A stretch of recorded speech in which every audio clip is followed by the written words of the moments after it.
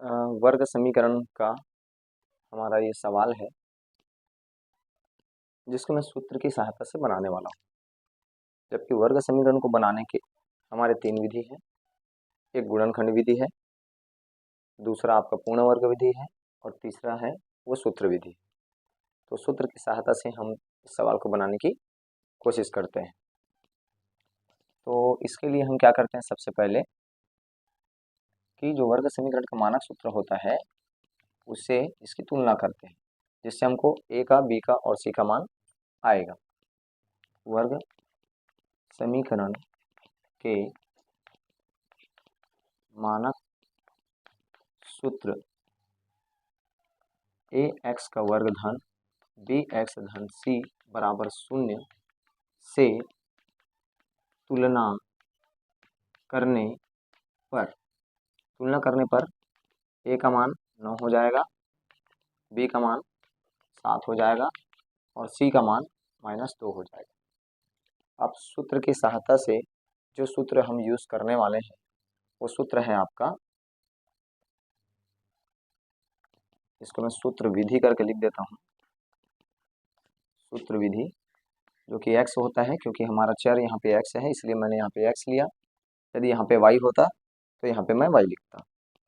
-b plus minus वर्गमूल b का वर्ग माइनस 4ac बटे 2a, ऐसे को लिखना है। लिखने के बाद हम इसको हल करते हैं।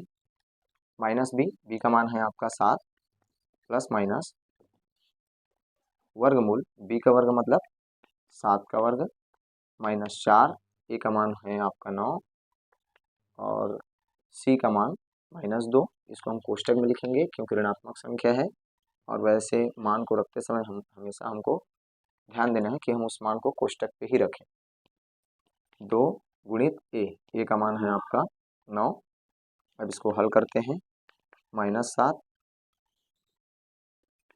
प्लस माइनस 7 का वर्ग होता है 49, 7 का वर्ग का मतलब होता है 7 गुणित 7, ऐसे 2 बार गुणा करना है उसका।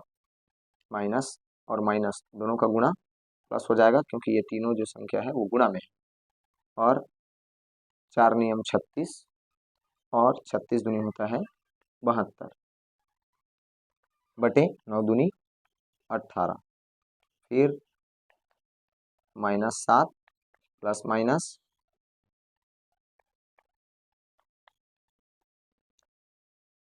इकाई को इकाई से, दहाई को दहाई से जोड़ देते हैं।